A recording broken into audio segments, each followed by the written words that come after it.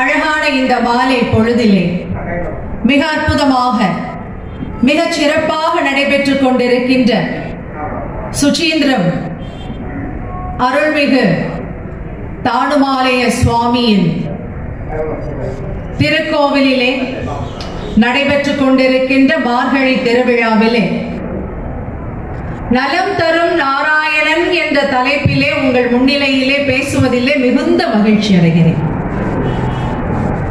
அற்புதமான இந்த வாய்ப்பினை நல்கி இருக்கக்கூடிய இந்த திருக்கோயிலின் நிர்வாகிகளுக்கும் ஊர் பொதுமக்களுக்கும் ஆன்மீக அன்பர்களுக்கும் என்னுடைய மனமார்ந்த நன்றியை தெரிவித்துக் கொள்கின்றேன். மாதங்களிலே நான் மார்கழியாக இருக்கின்றேன் என்று சொன்னவன் தான் ஸ்ரீமன் நாராயணன். அத்தகைய சிறப்பு வாய்ந்த இந்த மார்கழி திருவிழாவிலே அந்த பகவானுடைய புகழை போற்றுவது, பேசுவது, பாடுவது என்பதெல்லாம் அவனுடைய கருணை இருந்தால் தான் நடக்க முடியும், இல்லையா? மாணிக்கவாசகர் ரொம்ப அழகா சொல்லுவார் பாருங்க சிவபுராணத்துல, அவன் அருளாலே அவன் தாழ் வணங்கி. பகவானை வணங்கணும்னா கூட அவனுடைய அருள் இருந்தால் தான் நடக்கும். அப்படிப்பட்ட கருணையை எமக்கு அருளி இருக்கின்ற எம்பெருமான் ஸ்ரீமன் நாராயணனையும் எம்பெருமான் ஈசனையும் ஒருங்கே வணங்கி எனது உரையை தொடங்குகின்றேன். நாராயணனுடைய சிறப்புகளை எல்லாம் ஒரு மணி நேரத்திலே சொல்லுவது என்பது மிக பெரும் சமுத்திரத்தை எடுத்து மிகச் சிறிய கடுகுக்குள் அடைத்து விடலாமா என்று கேட்பது போலத்தான். அவ்வளவு எளிமையான காரியமா? எத்தனை திருவிளையாடல்கள், எத்தனை மகிமைகள், எத்தனை சிறப்புகள், அத்துணையும் ஆயுள் முழுக்க பேசினாலே தீராது என்கின்ற பட்சத்திலே ஒரு மணி நேரத்திலே அவனுடைய அருளை பேசுவது, அவன் பக்தர்களுக்கு அருளி இருக்கின்ற நன்மைகளை எல்லாம் பேசுவது என்பதெல்லாம் இயலாத காரியம் என்றாலும் அந்த பகவானுடைய கருணையினாலே எத்தனை விஷயங்களை உங்களிடத்திலே கொண்டு சேர்க்க முடியுமோ, எத்தனை விஷயங்களை உங்கள் முன் வைக்க முடியுமோ அத்துணைக்கும் அடியேன் விளைகின்றேன். அங்கிங்கெனாதபடி எங்கும் பிரகாசமாய் ஆனந்த பூர்த்தியாகி அருளோடு நிறைந்திருக்கின்ற இந்த அண்டத்தின் கண் வாழ்கின்ற அத்துணை உயிர்களையும் தன்னுடைய தனிப்பெரும் கருணையினாலே ஆண்டு அருள் புரிகின்ற தூய்மையானவனாய், நித்தியனாய், பரமாத்மாவாய், எங்கும் வியாபித்திருக்கின்ற மகாவிஷ்ணுவாய், படைக்கின்ற பொழுது ஹிரண்ய கற்ப ரூபியாகவும், காக்கின்ற பொழுது ஹரி ரூபியாகவும், சம்ஹரிக்கின்ற பொழுது சங்கர ரூபியாகவும் இருந்து தன்னை வழிபடுகின்ற அத்துணை பக்தர்களுக்கும் விடுதலை என்ற மோட்சத்தை அளித்து பரந்து விரிந்து இந்த பிரபஞ்சத்துக்கு ஆதாரமாக, ஆதி சூட்சுமத்துக்கெல்லாம் சூட்சுமமாக, எல்லாவற்றுக்குள்ளும் அந்தர்யாமியாக, ஞானம் நிறைந்தவனாக, கல்யாண குணங்கள் நிரம்ப பெற்ற புருஷோத்தமனாக விளங்குபவன் தான் ஸ்ரீமன் நாராயணன். இந்த நாராயணன் என்ற திருப்பெயர் பாருங்கள், விஷ்ணு சகஸ்ரநாமத்திலே 245வது பெயராக வருகின்றது. பீஷ்மர் அம்பு படுக்கையில படுத்திருக்கிறாருங்க. அவரை பார்க்கிறதுக்கு கிருஷ்ணன் வராரு. வந்த பின்பு பீஷ்மர் முன்னாடி தன்னுடைய விஸ்வரூபத்தை காண்பிக்கின்றார் கிருஷ்ணர். அந்த நேரத்திலே பீஷ்மருடைய வாயிலிருந்து ஆயிரக்கணக்கான நாமாக்கள் வெளிவருகின்றன, அருவி மாதிரி. அந்த நாமங்களிலே 245வதாக வெளிவந்த நாமம் தான் எது? நாராயணா என்னும் நாமம். இந்த நாராயணன் என்னும் திருப்பெயர் விஷ்ணுவின் 12 பெயர்களிலே 2வது பெயராக வருகின்றது. இன்னும் இந்த நாராயணன் என்ற சொல்லை பிரித்து பார்க்கின்ற பொழுது இருவேறு வகைகளிலே நாம் பொருள் கொள்ள முடியும். ஒன்று நர கூட்டல் அயனன் என்று பிரிக்கலாம், மற்றொன்று நாரம் கூட்டல் அயனன் என்று பிரிக்கலாம். நர என்றால் ஆன்மா, அயனன் என்றால் இருப்பவன். நம்முடைய ஆன்மாவிற்கு உள்ளும் புறமும் இருக்கக்கூடியவன் தான் ஸ்ரீமன் நாராயணன். அதே போல நாரம் என்றால் தீர்த்தம், அயனன் என்றால் படுத்திருப்பவன். தீர்த்தமாகிய பார்க்கடலிலே பள்ளி கொண்டிருப்பவன் தான் பரந்தாமன். அதனால் தான் அவனுக்கு நாராயணன் என்ற பெயர். அதனால்தான் பெருமாள் கோயில்கள் எல்லாம் என்ன கொடுக்கிறாங்க? தீர்த்தம் கொடுக்கிறாங்களா இல்லையா? தீர்த்தத்திலே பள்ளி கொண்டிருப்பவன் என்று பொருள். இந்த நாராயணன் தன்னுடைய அவதாரங்களினாலே எத்தனையோ நன்மைகளை பக்தர்களுக்கு வழங்கி இருக்கின்றான். குறிப்பா மானுட அவதாரம். மனிதனாக பிறந்து மனிதர்களோடு பழகி மனிதனுக்கு எத்துணை துன்பங்கள் நேருமோ அத்துணை துன்பங்களுக்கும் ஆட்பட்டு மனிதர்களுக்காக வாழ்ந்தவன் யார் என்று கேட்டால் ஸ்ரீமன் நாராயணன் தான். மனிதனாக பிறந்து இந்த உலகத்திலே மனிதர்கள் எப்படி வாழ வேண்டும் என்பதற்கு உதாரண புருஷனாக தன்னுடைய ராமாவதாரத்திலே காண்பித்தான். ஒரு மனிதன் எப்படி சிறந்த நண்பனாக, வழிகாட்டியாக, நலம் விரும்பியாக, சகோதரனாக, குருவாக இருக்க முடியும் என்பதை தன்னுடைய கிருஷ்ணாவதாரத்திலே காண்பித்தான். கர்வம் என்பது அடக்கப்பட வேண்டிய விஷயம் என்பதை வாமன அவதாரத்திலும் இதர அவதாரங்களிலும் நிகழ்த்தி காட்டியவன் தான் நாராயணன். அதற்காகவே ஷியாமளனாக பீதாம்பரம் என்னும் அந்த மஞ்சள் பட்டையும் உடுத்திக் கொண்டு கைகளிலே சங்கு சக்கர பதும கதங்களை வைத்துக் கொண்டு சகலநாம சங்கீர்த்தனங்களுடனும் லீலா கீர்த்தனங்களுடன் விளங்குபவன் யார் என்று கேட்டால் ஸ்ரீமன் நாராயணன் தான். இப்பேற்பட்ட நாராயணனை வணங்கினால் என்னென்ன நன்மைகள் கிடைக்கும் அதைத்தான் நம்ம பார்க்க போறோம். அதுதானே நமக்கு கொடுத்திருக்கக்கூடிய தலைப்பு, நலம் தரும் நாராயணன். என்னென்ன நன்மைகள் கிடைக்கும் இந்த நாராயணனை வணங்கினால்? ஒரு ஊர்ல ஒரு ராஜா இருந்திருக்கிறாருங்க. இந்த ராஜாவுக்கு பாத்தீங்கன்னா கடவுள் பக்தி எல்லாம் கிடையாது, அவ்வளவா நம்பிக்கை கிடையாது, பக்தியில எல்லாம் ஆன்மீகத்துல எல்லாம் ஈடுபாடு கிடையாது. ஆனா இந்த ராஜாவுக்கு ஒரு மந்திரி இருந்தார். அவர் பாத்தீங்கன்னா ஆன்மீகத்திலும் கடவுள் நம்பிக்கையிலும் மிகுந்த நம்பிக்கை உள்ளவர். எப்ப பாரு நாராயணா நாராயணா என்று சொல்லிட்டே இருந்தார். ஆனா இந்த ராஜாவுக்கு மந்திரி சொல்றது பிடிக்காது. இப்ப பாரு நாராயணா நாராயணா, என்ன இருக்கு இந்த நாராயண நாமத்துல?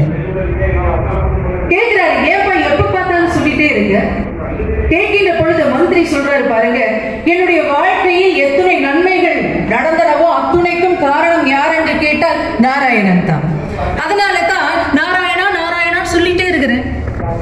கடவுள் நம்பிக்கையில ஆழ்ந்த பக்தி இருக்கக்கூடிய அந்த மந்திரியை ராஜாவால திருத்த முடியல, விட்டுறாரு. ஏன்னா சிறந்த மதியோகி அந்த மந்திரி. ஒரு நாள் பாருங்க, இவங்க ரெண்டு பேரும் வேட்டையாட போறாங்க. தன்னுடைய பரிவாரங்களுடன் தன்னுடைய வீரர்களுடன் இந்த ராஜாவும் மந்திரி எங்க போறாங்க? வேட்டையாடுவதற்காக செல்கின்றார்கள். வேட்டையாட சென்ற இடத்திலே வழி மாறி போயிடுறாங்க. பின்னாடி வந்தவங்க எல்லாம் பாத்தீங்கன்னா எங்கேயோ தங்கிடுறாங்க, இவங்க முன்னாடி போயிடுறாங்க. நடு காடு. இப்ப சுற்றுமுற்றும் பார்க்கிறார்கள், யாரையுமே காணவில்லை. மதிய வேளை நெருங்குது. மதிய வேளை நெருங்கின உடனே ராஜாவுக்கு அவ்வளவு பசிக்குது. எங்கேயோ வந்தாச்சு.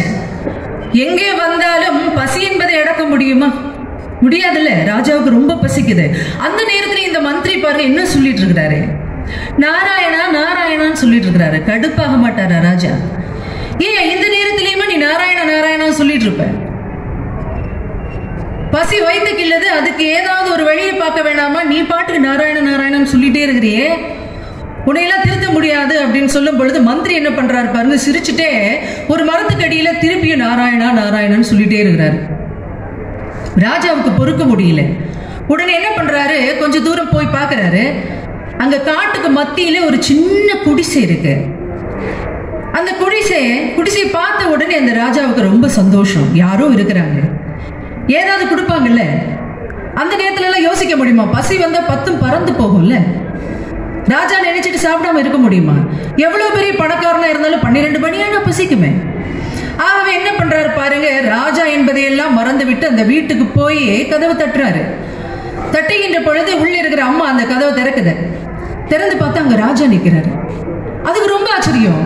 இந்த நேரத்துல இந்த காட்டுக்குள்ள இந்த ராஜா இப்படி வந்தாரு, வாங்க வாங்க உள்ள வாங்க அப்படின்னு கூப்பிடுது. உள்ள போய் உட்கார்றாரு. அந்த பெண்மணி கிட்ட வேற எதுவுமே ஒரு பேசல, ஏன்னா பசியின் அளவு அந்த அளவுக்கு இருக்கு. உடனே ராஜா கேட்கிறாரு, வேற எதுவுமே பேசாம எனக்கு ஏதாவது சாப்பிட கொடுமா அப்படின்னு கேட்கிறாரு. ராஜா வந்து சாப்பாடு கேட்கிறாரு அப்படின்னு சொல்லிட்டு அந்த அம்மா தான் கிட்ட என்ன இருக்குதோ அதை படப்படன்னு செய்யுது. செஞ்சுட்டு என்ன பண்ணுதுன்னா கொஞ்சம் சோறு கொடுக்குது.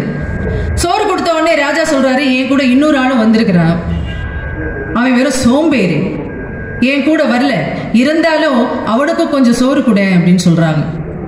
சோறு அப்படின்னாலே நம்மள பல பேருக்கு தெரியாது. சோறு என்பது சுத்தமான ஒரு தமிழ் பெயர், தமிழ் சொல். ஆனா நம்ம வீட்டுல எல்லாம் என்ன சொல்றோம்? சாதம். சோறு என்பது மிக அழகான தமிழ் சொல். அதை வீட்டுல வந்து பழக்கப்படுத்துங்க, குழந்தைகளுக்கும் சொல்லி கொடுங்க. இந்த சோறை வாங்கிட்டு ஒரு பொட்டலம் தனக்கும் ஒரு பொட்டலத்தை மந்திரிக்கு எடுத்துட்டு போறாரு யாரு? ராஜா.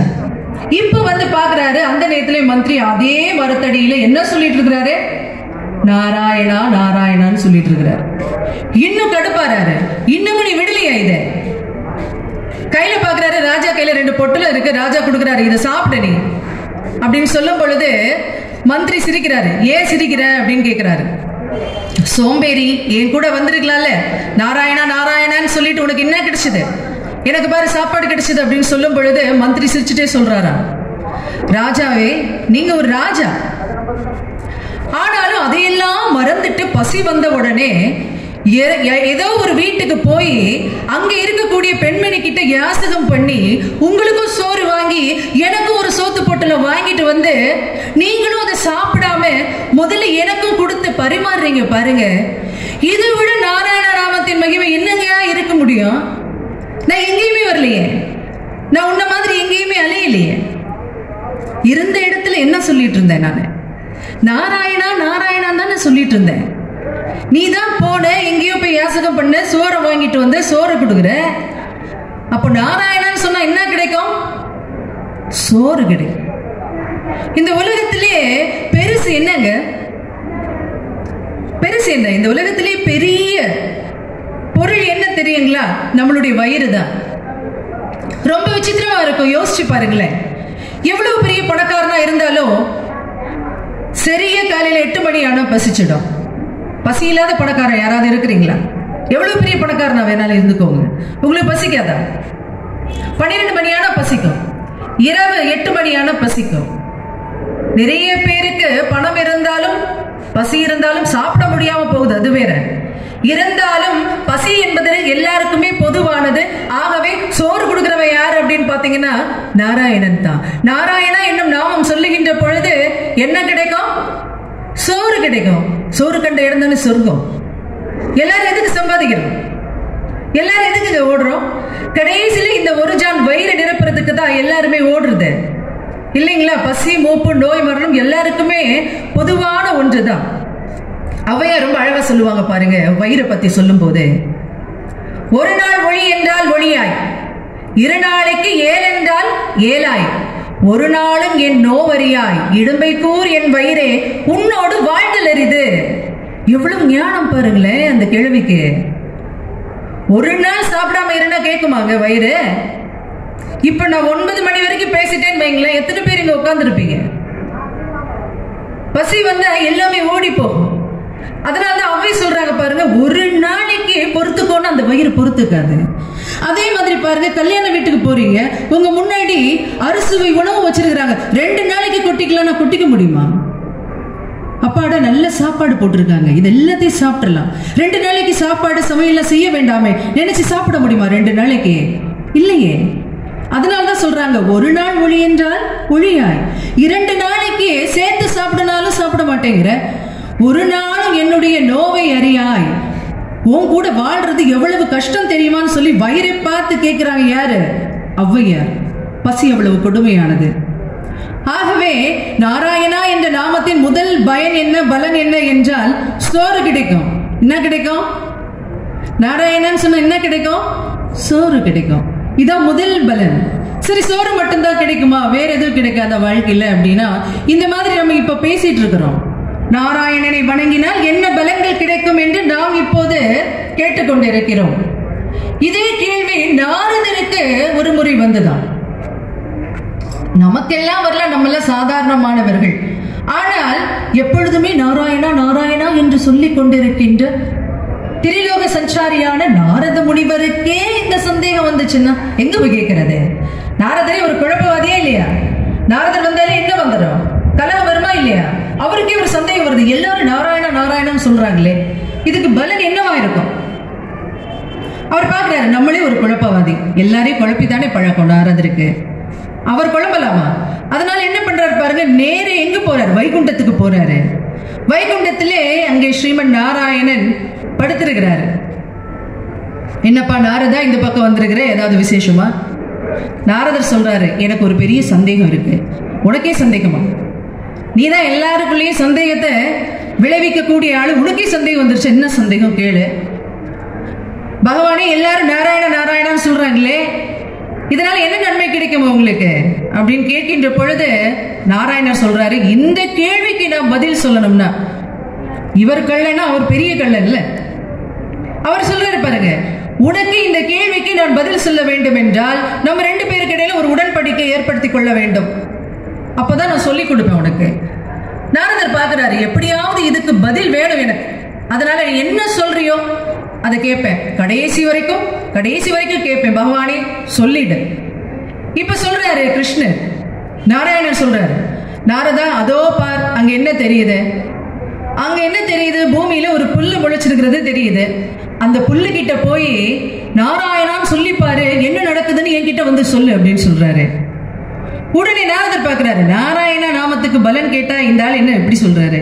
சரி, இருந்தாலும் உடன்படிக்கை இருக்கு, சொன்னபடி கேட்பேன்னு சொல்லியாச்சு, அதனால போய் பார்க்கலாம் என்னதான் நடக்குதுன்னு பார்த்துடலாம். அங்க போறாரு.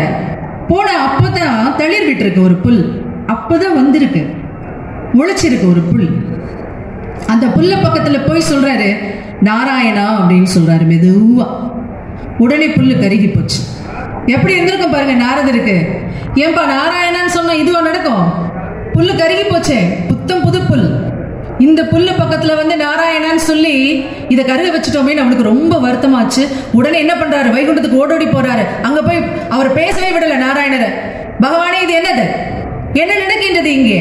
உன்னுடைய நாமத்தை சொன்ன உடனே அப்பொழுதுதான் தளித்திருந்த புல் உடனே கருகிருச்சு, இதுதான் உன் நாமத்தின் மகிமையே, என்னப்பா இது அப்படின்னு கேட்கிறாரு. பகவான் சிரிக்கிறாரு, முதல்ல சொல்லிட்டேன், நான் சொல்றதெல்லாம் நீ கேட்கணும், அப்பதான் இந்த கேள்விக்கு உனக்கு பதில் கிடைக்கும். சரி சொல்லு, அடுத்தது நான் என்ன செய்யணும்? உடனே சொல்றாரு நாரதா, அங்க என்ன தெரியுது இப்போ பூமியில? உடனே சொல்றாரு, ஒரு புழு கூட்டுல இருந்து வந்துட்டு இருக்குது, அந்த புழு கிட்ட போய் சொல்லு நாராயணா நாராயணான்னு சொல்லி பாரு, என்ன நடக்குதுன்னு பார்க்கலாம். உடனே நாரதர் சொல்றாரு, புல்லு கருகின மாதிரி புழுவுக்கு ஏதாவது ஆயிடக்கூடாது, பாத்துக்கோ, எனக்கு தெரியாது, நீ போய் பாரு என்ன நடக்குதுன்னு. நாரதர் வேகமா போறார். போய் அங்கே அப்பொழுதுதான் கூட்டிலிருந்து வெளிவந்த புழுவிடம் மெதுவா சொல்றாரு, என்ன ஆயிடுமோன்னு பயந்து. புல்லாவது சரி, புழு ஒரு உயிராச்சு அப்படின்னு நினைக்கிறாரு. புல்லுக்கு உயிர் இருக்கு, ஆனாலும் இது கொஞ்சம் கூடுதல் அறிவு உள்ளது இல்ல, அதனால பயந்து நாராயணான்னு சொல்றாரு. அவ்வளவுதாங்க, வெளியில வந்த புழு துடிச்சு செத்து போச்சு. எப்படி இருந்திருக்கும் பாருங்க நாரதருக்கு. நாராயணா நாராயணான்னு சொல்லி முதல்ல புல்ல கருக்கியாச்சு, அடுத்தது புழுவை கொண்டாச்சு, அடுத்தது என்ன பண்ண போறானோ இவன். திருப்பியும் போறாரு வைகுண்டத்துக்கு. சுவாமி இதெல்லாம் ரொம்ப தப்பு, முதல்ல புல்ல கருக வச்ச, அடுத்தது புழுவை கொல்ல வச்ச, அடுத்தது என்ன பண்ண போற? பொறுமையா கேட்கறதா இருந்தா தான் சொல்லி தருவேன்.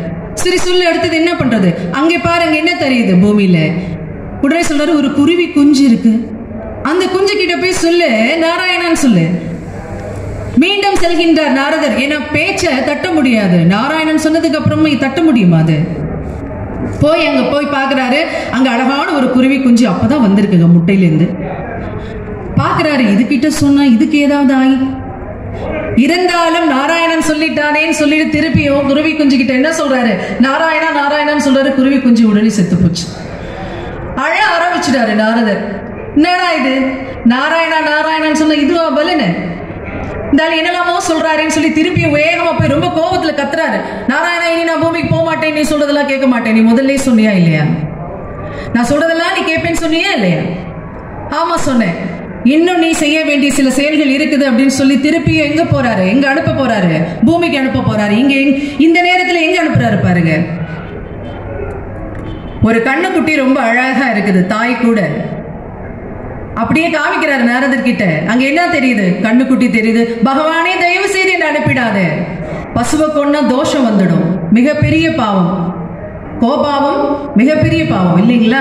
அதனால அதுக்கு ஏதாவது நடந்துச்சுன்னா நான் எதுவுமே செய்ய முடியாது, எனக்கு தோஷம் பிடிச்சிடும், நான் நிம்மதியா இருக்க முடியாது, என் நிம்மதியை கெடுத்துடாது. நாராயணா நாராயணான்னு சொல்லி நிம்மதி போயிடுமா என்ன அப்படின்னு சொன்ன உடனே என்ன சொல்றாரு, திருப்பி நீ போகணும். சரி போய் பார்க்கலாம்னு சொல்லி அங்க போய் சொல்றாரு. ஏற்கனவே நடந்த மாதிரி என்னாச்சு, கண்ணுக்குட்டி காதல நாராயண நாராயணன் சொல்லவும் அந்த கண்ணுக்குட்டியும் செத்து போச்சு. அடிச்சு பிடிச்சு ஓடி வராரு, கதறாரு நாராயணர் கிட்ட வந்து. நாரதர், இப்படியா செய்வ நீ? புல்லு புல்லு எரிஞ்சு போச்சு, புழு கொண்டாச்சு, குருவி கொஞ்சம் செத்து போச்சு, அடுத்தது கண்ணுக்குட்டியும் செத்து போச்சு, இதுதான் உன் நாராயண நாமத்தின் மகிமையா அப்படின்னு கேட்கும் போது, பொறுமையாயிரு, இன்னும் ஒரு முறை மட்டும் நீ செல், உனக்கு அந்த பொருள் தெரிய வரும் என்று சொல்லிவிட்டு என்ன பண்றாரு, திருப்பி நாரதர் பூமிக்கு அனுப்புறாரு. இப்ப எங்க அனுப்புறாரு பாருங்க, காசியில விதர்ப்ப நாடுன்னு ஒரு நாடு இருக்கு. அந்த நாட்டு மன்னனுடைய மகனுக்கு அன்னைக்கு பிறந்த நாள். அந்த பிறந்த நாள் கொண்டாட்டத்துல கலந்துக்கிட்டு அந்த பையனோட காதுல நாராயணா நாராயணான்னு சொல்லிட்டுவான்னு சொல்றாரு நாராயணர் நாரதர் கிட்ட. இவர் இதுவரைக்கும் மீதி எல்லாம் உயிரினங்கள் தான், திருப்பி எதுவுமே செய்யாது இல்லைங்களா. மனிதன் பாவத்தை எப்ப செய்வான் தெரியுமா, மற்றவங்க திருப்பி செய்ய முடியாத பொழுது செஞ்சிடுவான். மீதி எல்லாம் பாருங்க, புள்ளை ஏதாவது திருப்பி செய்யுமா, புள்ளை ஏதாவது செய்யுமா, இல்ல. ஆனா இங்கே மன்னன் மகனை கொண்டால் மன்னன் என்ன பண்ணுவான், தீத்துருவான் நாரதரை. அதனால ரொம்ப பயந்துட்டு என்ன பண்றாரு, இருந்தாலும் நாராயணன் சொல்லிட்டாருன்னு சொல்லிட்டு அந்த ராஜா அரண்மனைக்கு போறாரு. நாரதர் வந்த உடனே அங்க தடபுடலான விருந்து வேற. இது ரொம்ப பயமா இருக்கு நாரதருக்கு. நம்ம வந்திருக்கோம்னு சொல்லி இவ்வளவு தடபுடலான விருந்தெல்லாம் ஏற்பாடு பண்ணிருக்கிறானே, இவன் பையன் காதுல போய் நாராயணா நாராயணன்னு சொன்னா அவனுக்கு ஏதாவது ஆயிட்டுனா என்ன பண்றதுன்னு சொல்லி வச்ச விருந்துல ஒரு வாய் கூட அவரால் சாப்பிட முடியல. எப்படிங்க சாப்பிட முடியும்? கொஞ்ச நேரத்துல அந்த பையன்கிட்ட என்ன சொல்லணும், நாராயணா நாராயணான்னு சொல்லணும். புல்லுக்கு நேர்ந்தது போலவும் புழுவுக்கு நேர்ந்தது போலவும் இந்த பையனுக்கு நேர்ந்து விட்டால் என்ன ஆகுது இல்லைங்களா. பயந்து பயந்து சாப்பிடுறாரு. சாப்பிட்டு முடிச்சதுக்கு அப்புறமா அடுத்த வேலை இருக்குது, அங்க போடுமே. அங்க குழந்தைய பாக்குறாரு. அந்த குழந்தை விளையாடிட்டு இருக்கு. அந்த குழந்தை காதுல போய் நாராயணா நாராயணான்னு சொல்றாருங்க. பயந்து பயந்து சொல்றாரு. அடுத்து என்ன, உங்களை மாதிரி தான் இவ்வளவு பயத்தோட இருக்கிறாரு. அந்த நேரத்துல அந்த குழந்தை என்ன பண்ணுது பாருங்க, பேச ஆரம்பிச்சிருச்சு. பயப்படாதீங்க, அந்த குழந்தைக்கு எதுவுமே ஆகல. அந்த குழந்தை என்ன சொல்லுது பாருங்க, நாராயணா நாராயணா என்ற நாமத்தை என் காதில் மோதிய நாரதரே, எனக்கு பிறவியின் மேன்மையை கொடுத்து விட்டீர், உமக்கு என்னுடைய மனமார்ந்த நன்றி அப்படின்னு சொல்லி பேசுது அந்த குழந்தை. நாரதருக்கு ரொம்ப ஆச்சரியமா இருக்கு. பிறவியின் மேன்மையா, எனக்கு ஒண்ணும் புரியலையே குழந்தை, என்ன சொல்ற? உடனே அந்த குழந்தை சொல்லுது, புல்லாய் பிறந்த நான் புழுவாகி, புழுவாய் பிறந்த நான் குருவியாகி, குருவியாய் பிறந்த நான் கன்றுக்குட்டியாகி, கன்றுக்குட்டியாய் பிறந்த நான் இன்று மனிதனாக பிறந்திருக்கின்றேனே. இந்த பிறவியின் மேன்மையை அளித்தது எது என்று கேட்டால் அந்த நாராயணா என்னும் அந்த நாமம் தானே தவிர வேறு எதுவும் இல்லை. அந்த நாமத்தை தான் என் காதில் நீங்கள் ஓதினீர்கள். எவ்வளவு பாக்கியசாலினா. உலகத்துல 80 லட்சம் பிறவிகள் இருக்குதாங்க. 80 லட்சம் பிறவிகள். போன பிறவில எல்லாம் நம்ம என்னவா பிறந்திருப்போனே தெரியாது. கழுதையா பிறந்திருக்கலாம், மாடா பிறந்திருக்கலாம், என்னவோ பிறந்திருக்கோம். இந்த பிறவில என்ன பிறவி எடுத்திருக்கிறோம்? மனித பிறவியில எடுத்திருக்கிறோம். அரிதறிது மானுடராய் பிறத்தல் அரிது. மானுடராய் பிறத்தலாயிரும் கூன் குருடு செவிடு பேடு நீங்கி பிறத்தல் அரிது. பேடு நீங்கி பிறந்த காலை ஞானமும் கல்வியும் நயத்தல் அரிது. ஞானமும் கல்வியும் நயந்த காலையும் தானமும் தவமும் தான் செய்தல் அரிது. தானமும் தவமும் தான் செய்வாராயில் வானவர் நாடு வழி திறந்திடுமே என்று அவை பற்றி சொல்றார். ஆக பிறவிகளிலே மேன்மையானது எது என்று கேட்டால் இந்த மனித பிறவிதான். எல்லாரும் ரொம்ப சந்தோஷப்படணும். மனிதனாக பிறந்திருக்கின்றோம், எந்த ஊன உறுப்புகளும் இல்லாமல் பிறந்திருக்கிறோம் என்றால் அதற்கு காரணமும் பகவான் நாராயணன். அதற்கு மேலும் உங்களுக்கு கல்வியும் ஞானமும் கிடைக்கிறது என்றால் அதுவும் நாராயணனின் மகிமை தான். அதற்கும் மீறி நீங்கள் தானமும் தவமும் செய்கிறீர்கள் என்றால் அதுவும் நாராயணனின் மகிமை தான். இதைத்தான் அந்த குழந்தை அழகா சொல்லுது. மாணிக்கவாசகர் சொல்லுவார்ல, புல்லாகி பூடாய் புழுவாய் மரமாகி பல்மிருகமாகி பறவையாய் பாம்பாகி கல்லாய் மனிதராய் பேயாய் கணங்களாய் வல்லசுரராகி முனிவராய் தேவராய் செல்லா நின்ற இத்தாவரத்துள் எல்லா பிறப்பும் பிறந்தழைத்தேன் எம்பெருமான். எத்தனையோ பிறவிகளை கடந்து இன்று மனித பிறவியாகி அவன் எங்கெங்கு குடிக்கொண்டிருக்கின்றானோ அந்த கோயில்களிலே சென்று அவனை வணங்கி வழிபடுவதற்கான பாகியம் கிடைத்திருக்கிறது என்றால் எத்தனை உயர்ந்த பதவியை நமக்கு இன்று கொடுத்திருக்கின்றான் அந்த நாராயணன். இதைத்தான் அந்த குழந்தை நாரதர் கிட்ட சொல்லுது. நாரதர் இப்போது ஆனந்த கண்ணீர் வெடிக்கின்றார். எவ்வளவு சந்தோஷமா இருந்திருக்கு அவருக்கு இல்லைங்களா? எங்க பொழுவா இருந்தா ஒரு தொலைக்காட்சி பார்க்க முடியுமா? இன்னைக்கு போன் எல்லாம் நீங்க பேச முடியுமா? எத்தனை சுகங்கள் அனுபவிக்கின்றோம் இல்லையா? இல்லைங்களா? ஆகவே இத்துணை சுகங்களையும் தந்திருக்கின்றவன் யார் என்று கேட்டால் அந்த நாராயணன் தான். அதைத்தான் அந்த குழந்தை சொன்ன உடனே ஓடுறார் வைகுண்டத்துக்கு. நாராயணா, உன்னுடைய நாமத்தின் மகிமையை இன்று நான் உணர்ந்தேன்.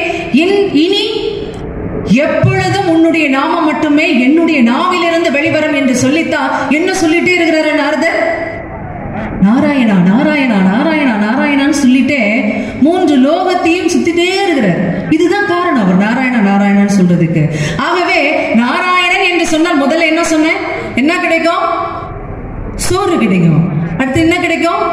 பிறவியில் மேன்மை என்பது கிடைக்கும். சரி, பிறவியிலே மேன்மை கிடைச்சிருச்சு. அடுத்த பலன் என்ன? நம்முடைய புராணங்களிலே அஜாமிழ சரித்திரம் என்று ஒரு சரித்திரம் இருக்கின்றது. அஜாமிழன் என்று ஒருவன் இருந்தான். இந்த அஜாமிழன் பார்த்தீங்கன்னா ரொம்ப நல்ல பக்தன். தினமும் கோயிலுக்கு எல்லாம் சென்று பூஜைகள் செய்து வழிபடக்கூடியவன். அவனுக்கு திடீர்னு ஒரு மனமாற்றம். என்ன மனமாற்றம் அப்படின்னு பார்த்தீங்கன்னா, அந்த காட்டில் இருக்கக்கூடிய, அவன் வசித்த பகுதியில் இருக்கக்கூடிய ஒரு காட்டிலே ஒரு வேடப்பெண் இருக்கிறாள். வேடப்பெண் மேல ஆசை வருது. ஆனா இந்த அஜாமிழனுக்கு ஏற்கனவே திருமணமாகி குழந்தைகளும் இருக்குது. ஆனாலும் பாருங்க, அந்த வேடப்பெண் மேலே ஆசை கொண்டு அவளையே திருமணம் பண்ணிக்கிறான். எவ்வளவு பெரிய தப்பு! இருந்தாலும் இவங்க 2 பேரும் சந்தோஷமா இருக்கிறாங்களா? ஆனா அந்த மனைவி ரொம்ப ஆடம்பர பிரியை. ஆடம்பரமா ஒரு மனைவி இருந்துட்டா ரொம்ப கஷ்டம் தான் கணவன்மார்களுக்கு. ஆகவே அவள் என்ன சொன்னாலும் செய்யணும் அப்படிங்கிறதுக்காக என்ன பண்றான் அந்த அஜாமிழன்? கொள்ளடிக்க ஆரம்பிக்கிறான். வீட்டுல இல்லைன்னா என்ன பண்றது? கொள்ளடிக்கிறான். கொள்ளடிச்சு தவறான வழிகளில் எல்லாமே சம்பாதிக்க ஆரம்பிச்சுட்டான் அஜாமிழன். ஒரு காலத்திலே சிறந்த பக்தனாக இருந்தவன் தன்னுடைய பழைய நிலைமையை எல்லாம் மறந்துட்டு இந்த மனைவியுடன் ஆடம்பர வாழ்க்கை நடத்தி கொண்டிருக்கிறான். இந்த அஜாமிழனுக்கும் இந்த புது மனைவிக்கும் 10 குழந்தைகள் பிறகுறாங்களா? எத்தனை குழந்தைங்க? 10 குழந்தைங்க. 10வது குழந்தை பிறக்கும் போதெல்லாம் எனக்கு ரொம்ப வயசாயிருச்சு. இவன் என்ன பண்றான் பாருங்க, அந்த 10வது குழந்தைக்கு நாராயணன் அப்படின்னு ஒரு பேர் வைக்கிறான். என்ன பேரு? நாராயணன் அப்படின்னு பேர் வைக்கிறான். நாராயணன் நினைச்செல்லாம் வைக்கல, ஏதோ வச்சான் நாராயணன் அப்படிங்கிற பேர். இந்த நேரத்தில் அவனுக்கு படுத்த படுக்கையாடுற நோயெல்லாம் வந்து, இந்த குழந்தை சின்ன குழந்தையாவே தான் இருக்குது. 10வது குழந்தை படுத்த படுக்கையான உடனே மரண நாள் வருது. மரணம் சம்பவிக்கின்ற நாள் வருகின்றது. மரணம் சம்பவிக்கின்ற நாள் யார் வருவா? யமகிங்கரர்கள் வருவார்கள், யமதூதர்கள் வருவார்கள். அவங்க வந்து பக்கத்துல நிக்கிறாங்க. இவன் கட்டில படுத்திருக்கிறான். அவனுக்கு பக்கத்துல யார் இப்ப நிக்கிறா? யமதூதர்கள் கையில ஒரு கயிறோடு நின்றுட்டு இருக்கிறாங்க. அவங்கள பாக்குறான். இவனுடைய கண்ணுக்கு அவர்கள் இருவரும் தெரிகிறார்கள். உடனே என்ன சொல்றான் பாருங்க, பக்கத்துல விளையாடிட்டு இருக்கிறான் பாருங்க ஒரு குழந்தை, 10வது குழந்தை விளையாடிட்டு இருக்கிறான். அவன் பேர் என்ன? நாராயணன். நாராயணான்னு சொல்லி அந்த குழந்தையை கூப்பிடுறான். மேல இருக்கிற நாராயணனை கூப்பிடலைங்க. யாரை கூப்பிடுறான்? தன்னுடைய குழந்தையை, பக்கத்துல விளையாடிட்டு இருக்கிற குழந்தையை தெரியாம பயத்துல என்ன சொல்றான்? நாராயணா அப்படின்னு கூப்பிடுறான். இங்க யாரும் 2 பேர் வந்திருக்கிறாங்கப்பா, யாரு அப்படின்னு. நாராயணான் சொன்னதும் தான் தாமதம். யமதூதர்கள் அமைதி ஆயிட்டாங்க. என்னடா இது நாராயணன் சொல்றான்? நாராயணா என்று சொன்னவுடன் இந்த வார்த்தை எங்க கேக்குது? வைகுண்டத்துக்கு கேக்குது. வைகுண்டத்துல இருந்து யார் வந்துடுற? விஷ்ணு தூதர்கள் வந்து நிக்கிறாங்க 2 பேரு. நாராயணன் சொல்லிட்டானே அப்படின்னு சொல்லி கட்டில படுத்துக்கிற அஜாமிழன். இந்த பக்கம் யாரு? யம தூதர்கள், இந்த பக்கம் விஷ்ணு தூதர்கள். விஷ்ணு தூதர்கள் கேட்கிறாங்க, நீங்க 2 பேர் யாரு? அவங்க சொல்றாங்க, இவனை நாங்க கூட்டிட்டு போனோம், நேரம் வந்தாச்சு. இவங்க சொல்றாங்க, அப்படியெல்லாம் நீங்க கூட்டிட்டு போக முடியாது. ஏன்பா கூட்டிட்டு போக முடியாது? நாராயணன் சொல்லிட்டானே, எப்படி கூட்டிட்டு போறது? அப்படிலாம் விட மாட்டோம்.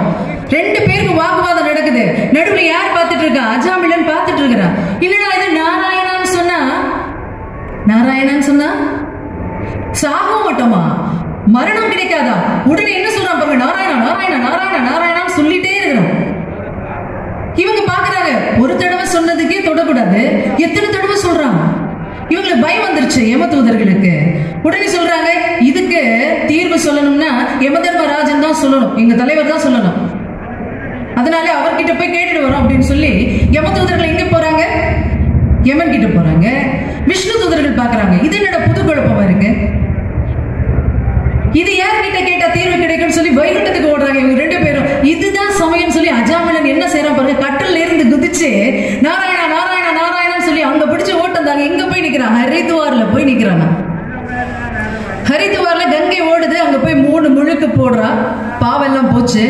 பக்கத்திலே கிருஷ்ண கோயில் இருக்கு, அங்கேயே போய் என்ன பண்றான்? சேவகம் பண்றான். மரணம் சம்பவிக்கவில்லை.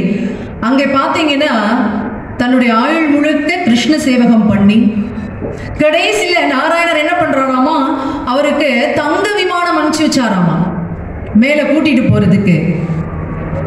சந்தோஷமா அவனுடைய வாழ்நாள்களை கழிக்க வைத்துவிட்டு இறுதி நாள் வருகின்ற பட்சத்திலே தங்க விமானம் அனுப்பி வைத்தானாம் ஸ்ரீமன் நாராயணன், அவனுடைய நாமத்தை சொன்ன ஒரே காரணத்துக்காக. தங்க விமானம் எல்லாம் அவ்வளவு எளிதா கிடைக்குமா? இன்னைக்கெல்லாம் போக முடியுதா? பிளைட்லயே போக முடியலீங்க கொரோனாவால. இவருக்கு எவ்வளவு எளிதா கிடைச்சிருக்கு பாருங்க தங்க விமானம், இல்லைங்களா? காசோ பணமோ ஏதாவது செலவழிச்சானா இந்த அஜாமிலம்? ஒரே ஒரு தடவை, அதுவும் எப்ப சொன்னா பாருங்க, மரணம் சம்பவிக்கின்ற அந்த நேரத்திலே நாராயணா நாராயணான்னு சொல்லி தப்பிட்டான். ஆகவே நாராயணா என்னும் நாமத்தை சொல்லுகின்ற பொழுது என்ன கிடைக்கும்? மோட்சம் கிடைக்கும், ஸ்வர்க்கம் கிடைக்கும். தங்க விமானத்தில் அப்படியே பறந்து போகலாம். எந்த நாமத்தை சொல்லுகின்ற பொழுது? நாராயணா என்னும் அந்த நாமத்தை சொல்லுகின்ற பொழுது அப்படியே அனுப்பிச்சு வைப்பாரு தங்க விமானம். எந்த பயம் நமக்கு வேண்டாம். ஆகவே சோறு கிடைக்கும், பிறவியில் மேன்மை கிடைக்கும், அடுத்து சொர்க்கமும் கிடைக்கும். ஆகையினால நம்ம என்ன செய்யணும்? நாராயணா என்னும் நாமத்தை நம்முடைய வாழ்க்கையிலே ஒரு தடவையாவது சொல்லணும். சில பேர் கேட்கலாம், எத்தனை முறை சொல்றது? எப்பவுமே சொல்லுங்க, எந்த நேரத்திலும் சொல்லலாம் இறைவனின் நாமத்தை. நம்முடைய இந்து தர்மத்திலே இறைவனை கட்டி பொண்ணாகவும் பணிப்பொண்ணாகவும் நாம் போற்றுகின்றோம். கட்டிப்பொண்ணு அப்படின்னு சொன்னீங்கன்னா, இப்போ உங்க கையில ஒரு தங்க பிஸ்கெட் இருக்குன்னு வச்சுக்கலாம். அந்த தங்க பிஸ்கெட்டை நீங்க என்ன பண்ண முடியாது, அப்படியே உங்களுக்கு அணிவிச்சு அழகு பார்க்க முடியாது, இல்லைங்களா? அந்த தங்க கட்டி என்ன பண்ணணும்? உருக்கி ஏதாவது ஒரு ஆபரணமாக மாற்ற வேண்டும். ஒரு சங்கிலியா மாத்தலாம், ஒரு வளையலா மாத்தலாம், ஒரு மோதிரமா மாத்தலாம். அப்பதான் என்ன பண்ண முடியும்? நாம் அணிந்து அழகு பார்க்க முடியும். அதனால தான் நம்முடைய இந்து தர்மத்திலே என்ன வைத்தார்கள் என்றால், ரூபத்தையும் நாமத்தையும் கடவுளுக்கு வைத்தார்கள். இறைவனை நாம் கட்டி பொண்ணாக தரிசிப்பது என்பதெல்லாம் அவ்வளவு எளிதான காரியம் கிடையாது.